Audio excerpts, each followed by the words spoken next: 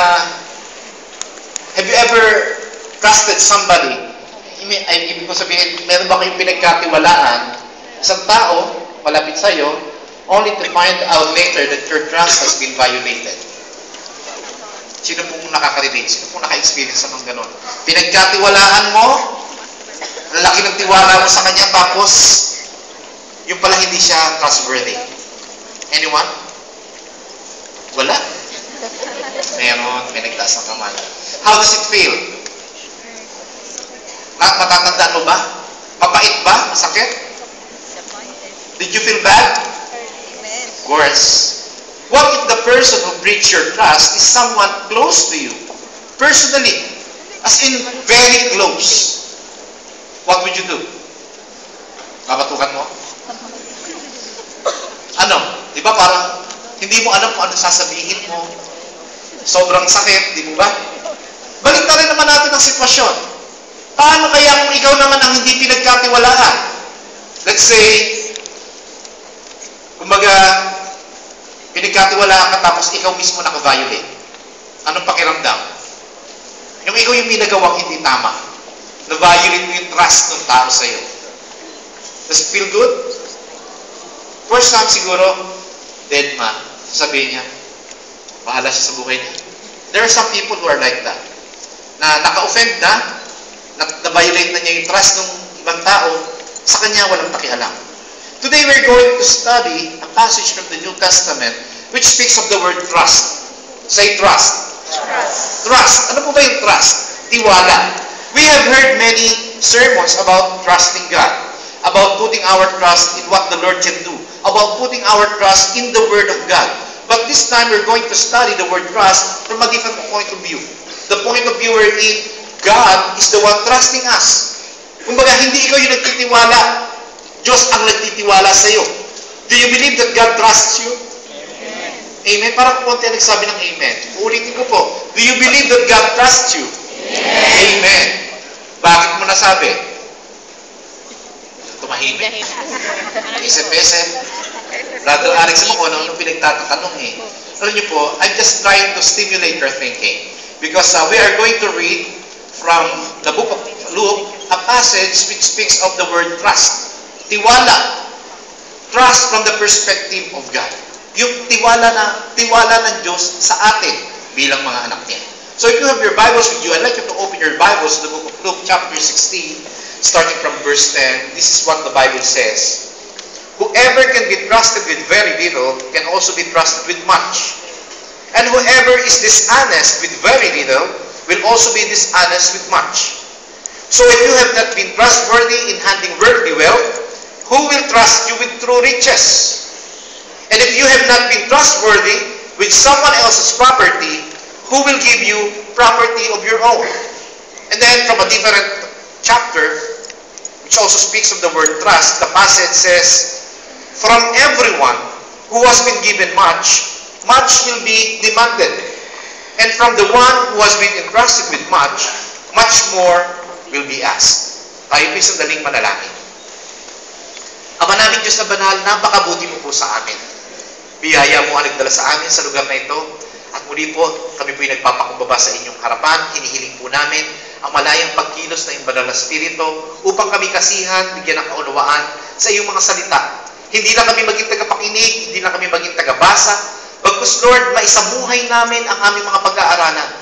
Paglisa namin sa lugar na ito, Panginoon, dala namin ang pagpapala na nagmumula sa iyo at higit sa lahat, meron kami kakaibang lakas at talino upang isabuhay ang iyong mga salita. Salamat po, Ama, kasihan niyo po ang inyong lingkod, maging ang bawat isa, maging kaiga-igaya po ang aming pag-aaral ng iyong salita. Ito po ang aming dalangin, na may pasasalamat sa pangalan ng Jesus. Amen. Amen and amen. Purihin po natin ang Panginoon. Hallelujah. Praise the Lord. The two biblical passage that we have read speaks of the word trust.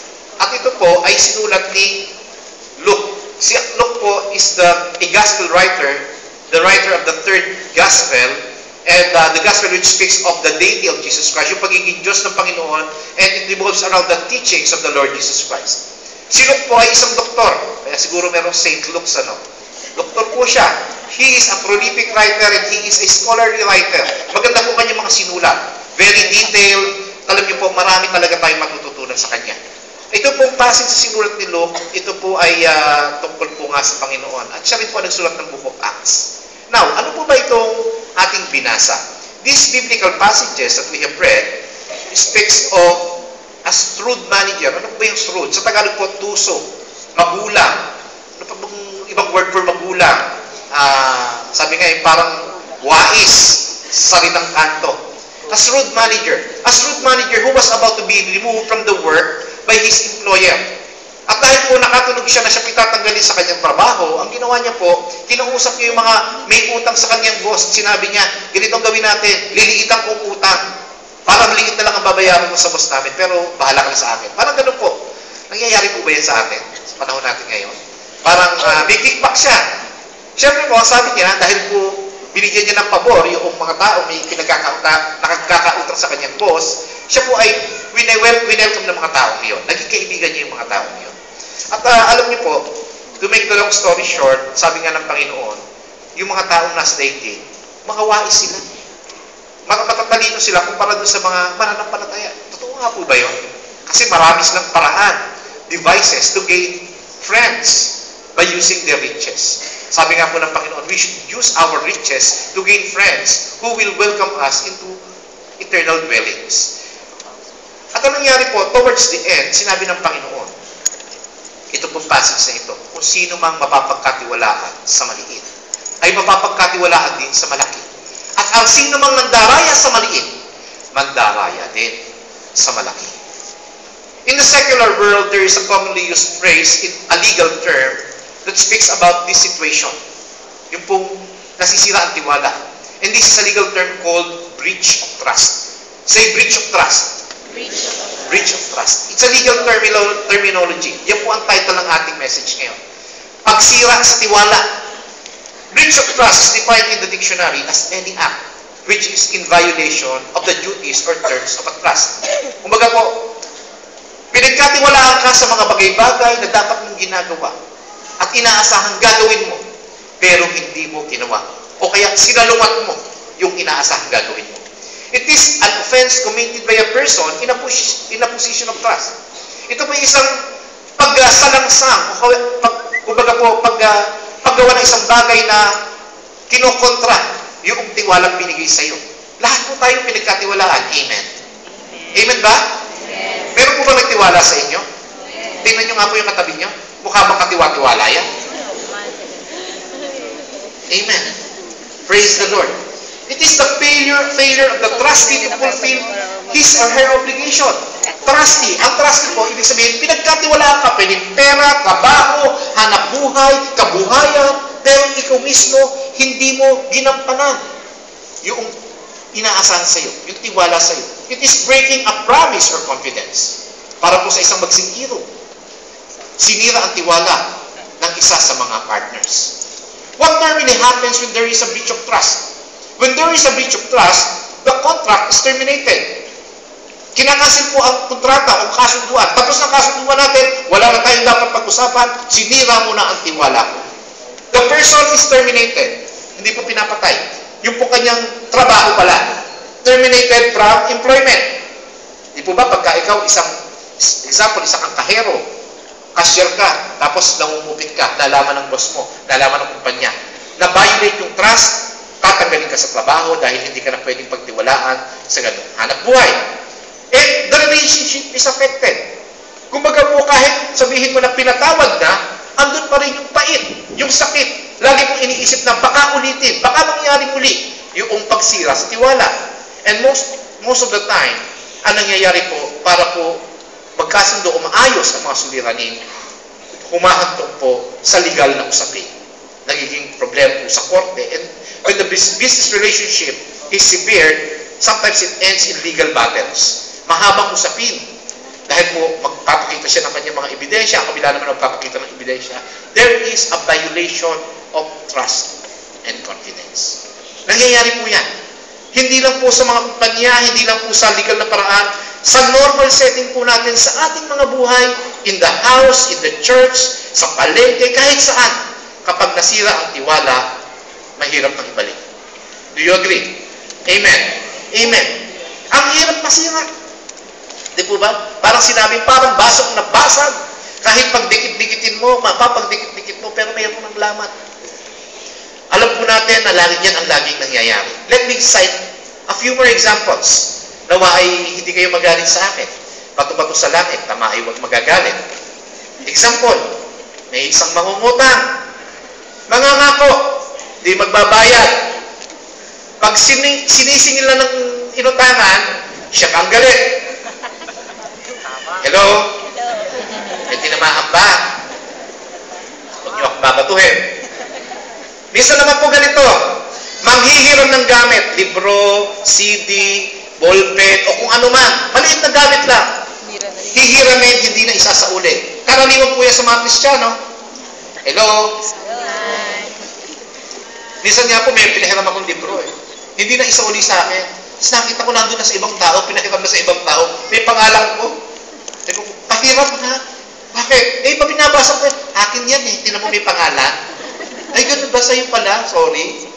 Minsan may nangyayari po ganyan. O kaya lang po ganito. Mataas na ang grade, running for valedictorian or salutatorian or cum laude or kung ano man pong mataas na honor sa school. Matalino na. Nakuling ko kodigo.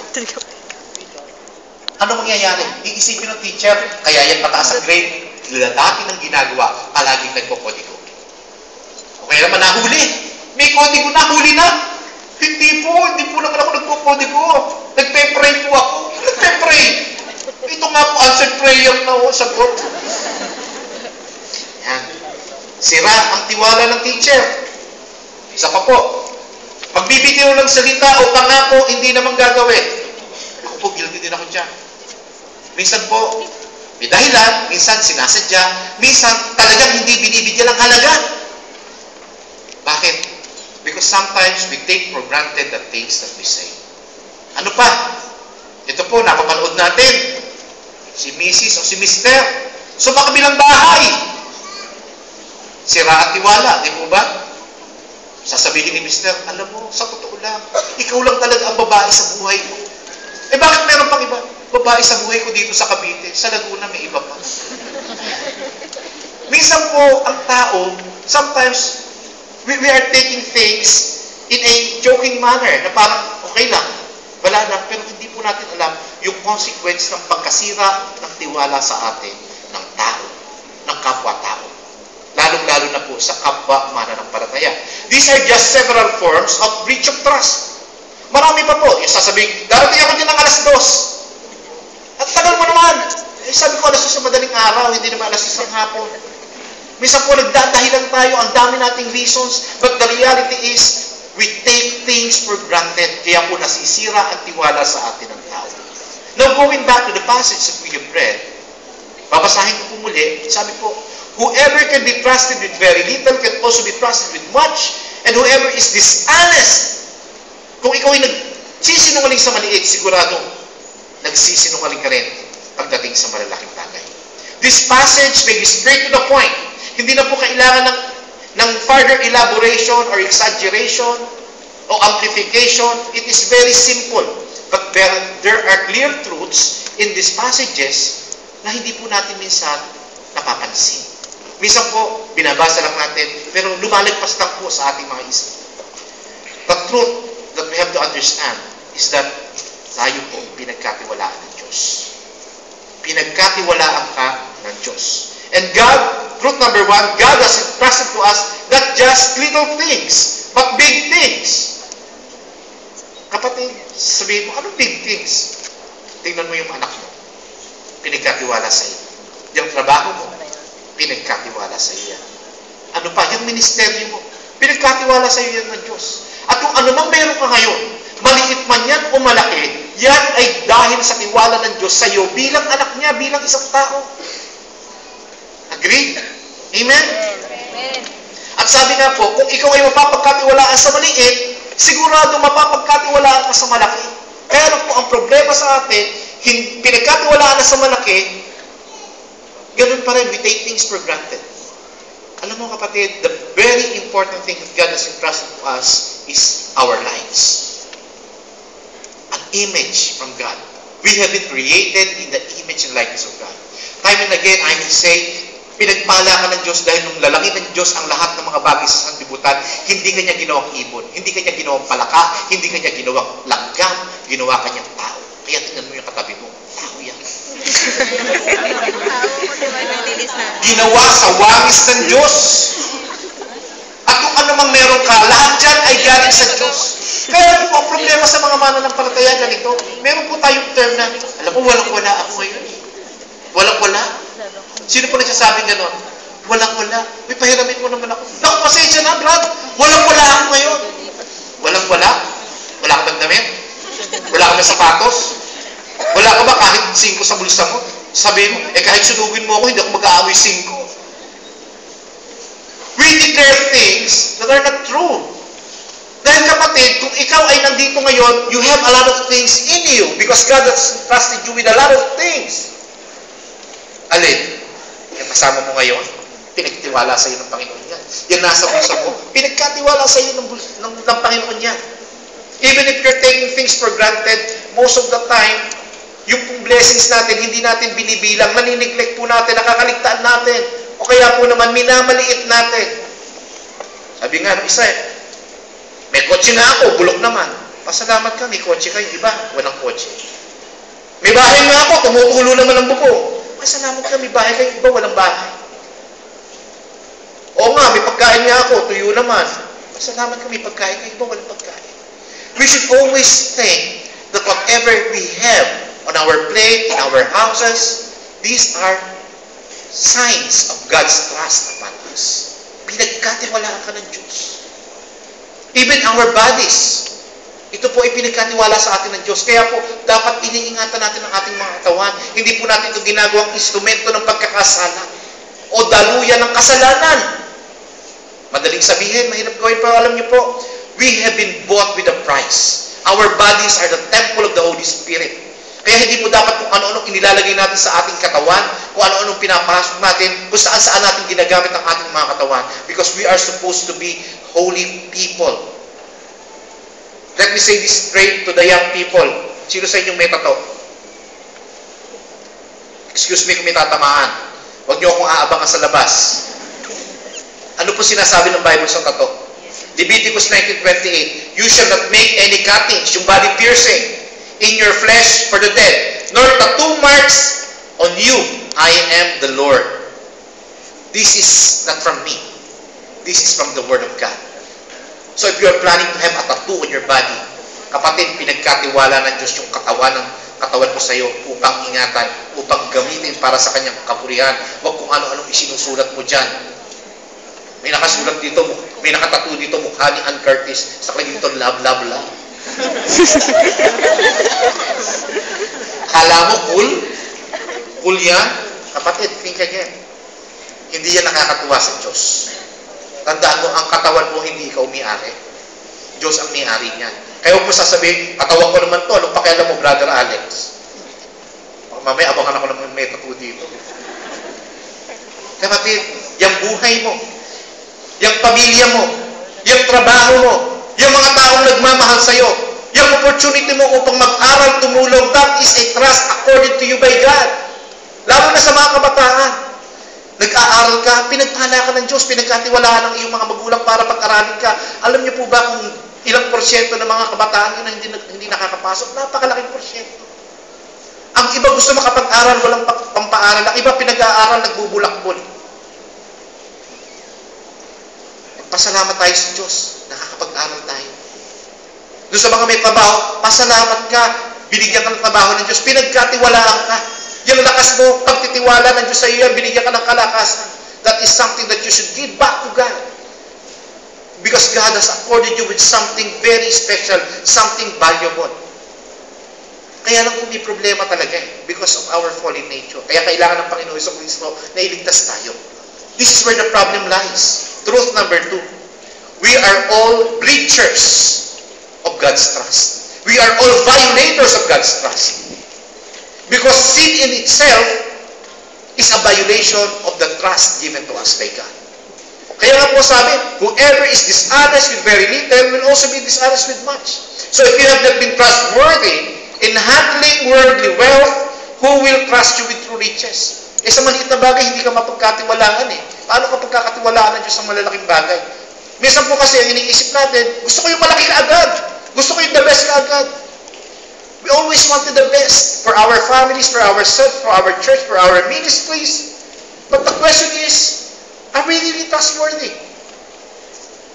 Sinisinok ba natin yung binibigay sa atin ng Diyos? Yung pinagkakatiwala sa atin ng Diyos?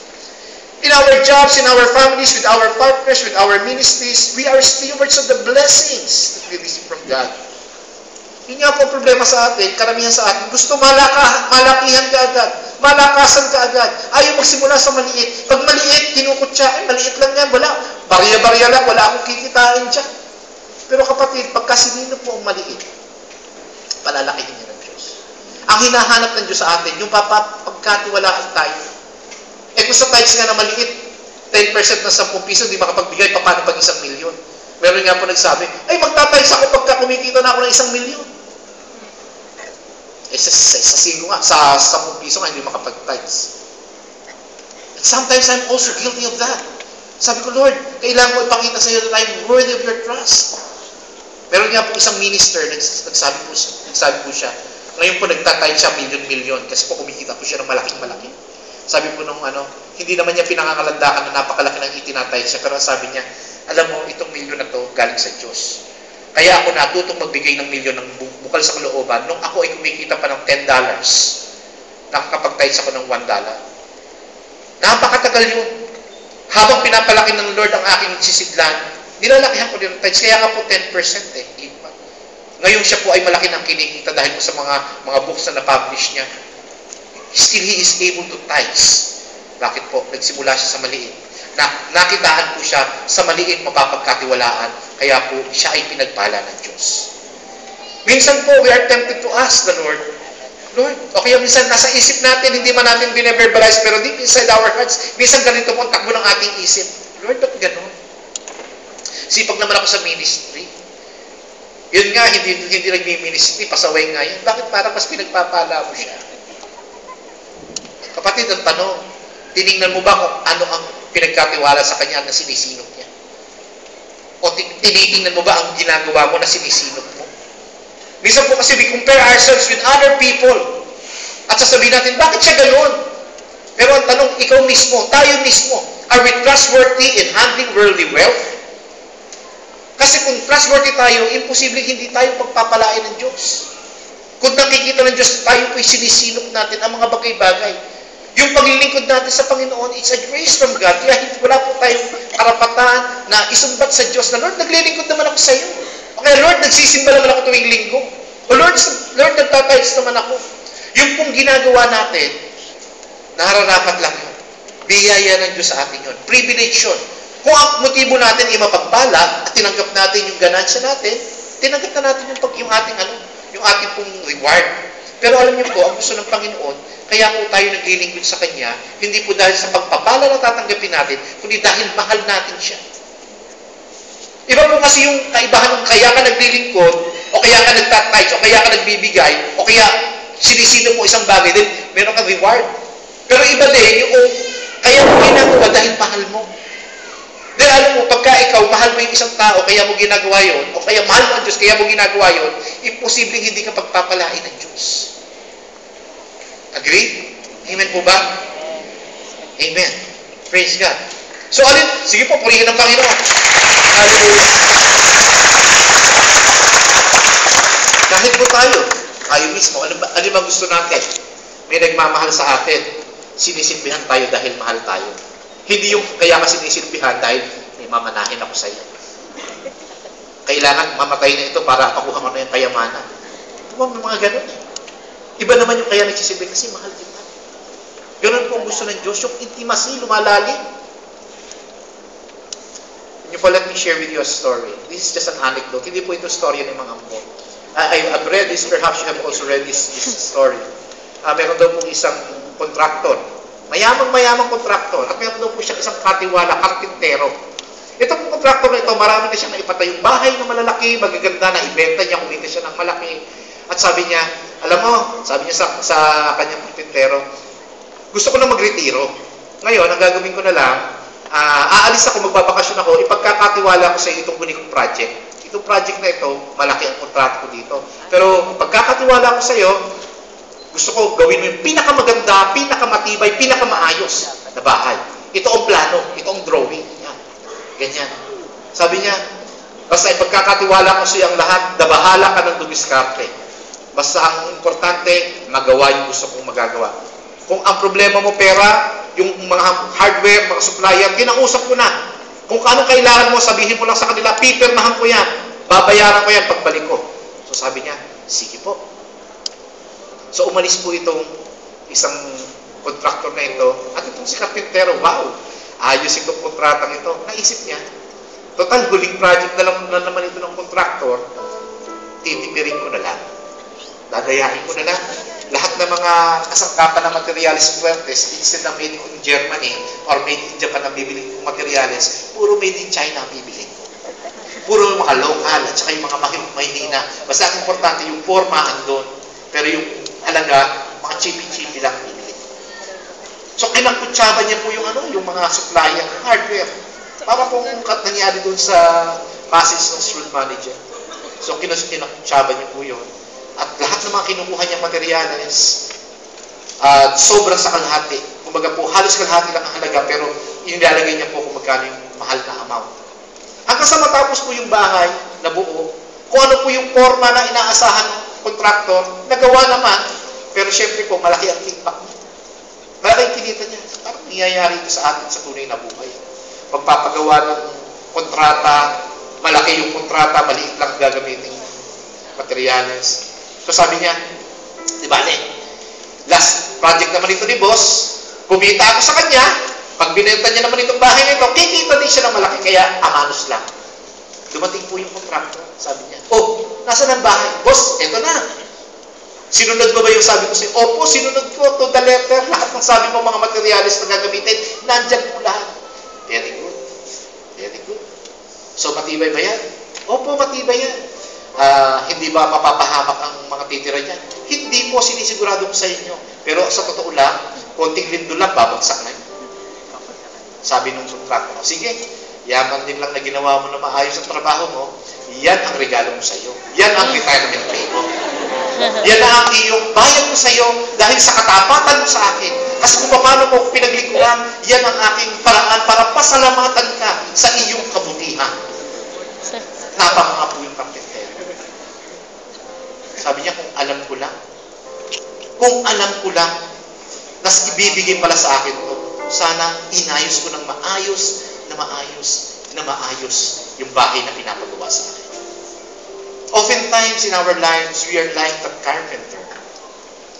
We want to shortchange God. We take things for granted. Pinapawalang bahala natin yung tiwala na binibigay sa atin ng Diyos. But you know what? Itong maganda kahit po tayo laging natin binaviolate ang tiwala ng Diyos sa atin, God still kept on trusting us with a lot of things even when we were sinners. He even entrusted us with salvation through His Son, Jesus Christ. Dahil mahal na mahal tayo ng Panginoon. Mahal na mahal ka ng Diyos. Kaya palagi kang patuloy kang pinagkakatiwalaan ng Panginoon. Actually, hanggang ngayon, yung biyaya ng Panginoon, the blessings of the Lord, His grace is new every morning. Bawat umaga na gumigising tayo, bago ang biyaya niya, pinagkakatiwalaan tayo ng bagong biyaya sa araw-araw na lumilipas. In fact, we are alive today. And this is a sign that God has kept on giving unto us His trust and confidence. Alam ng Panginoon na kahit itong pasaway itong anak mo ito, alam ko, pagtitiwalaan pa rin ito ng isang panibagong araw. Panibagong araw upang magbago. Panibagong araw upang ayusin ang mga bagay na hindi naaayos.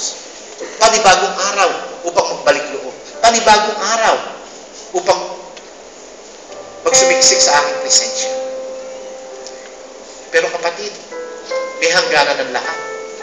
Don't blow away your chance today because you may not wake up tomorrow. Who knows? Baka yung katabi mo, hindi mo na makita next week. Huwag naman sana.